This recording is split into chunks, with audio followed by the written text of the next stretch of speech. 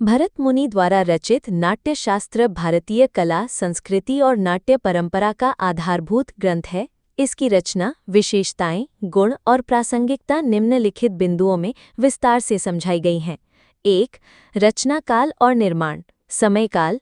भरत मुनि का जीवन काल 400 ईसा पूर्व से 100 ईस्वी के बीच माना जाता है और नाट्यशास्त्र की रचना इसी अवधि में हुई। स्थान, संभवतः इसका प्रणयन कश्मीर में हुआ था। विशेष उल्लेख, नाट्यशास्त्र को पंचम वेद की संज्ञा दी गई है क्योंकि इसमें 4 वेदों ऋग्वेद, सामवेद, यजुर्वेद, अथर्ववेद के तत्वों को समाहित किया गया है। 2. नाट्यशास्त्र की विशेषताएं। विस्तृत विषय क्षेत्र।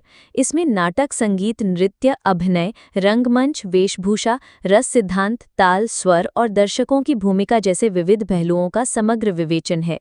अभिनय के 4 अंग। 1. वाचिक अर्थात संवाद। 2. आंगिक अर्थात शारीरिक अभिव्यक्ति। 3. सात्विक अर्थात भावनात्मक अभिनय।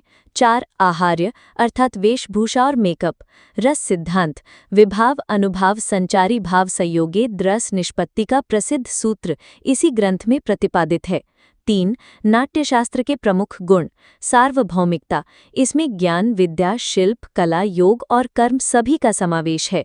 तकनीकी विवरण। रंगमंच निर्माण, नेपथ्य अर्थात मंच सज्जा, नृत्य की ताल लय और वाद्य यंत्रों के प्रयोग का विस्तृत विवरण। लोक केंद्रित दृष्टि। नाटकों की कथावस्तु, पात्रों के मानक और सामाजिक विविधता को ध्यान में रखकर रचना।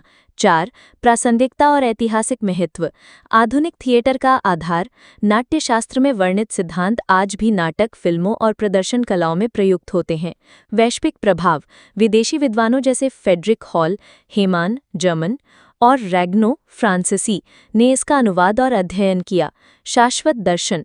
भरत मुनि का कथन जीवन एक रंगमंच है, आज भी मानवीय अभिव्यक्ति की व्याख्या करता है। 5. कालखंड और विकास यात्रा। प्राचीन काल, देवासुर संग्राम जैसे पौराणिक विषयों पर प्रथम नाटकों का मंचन।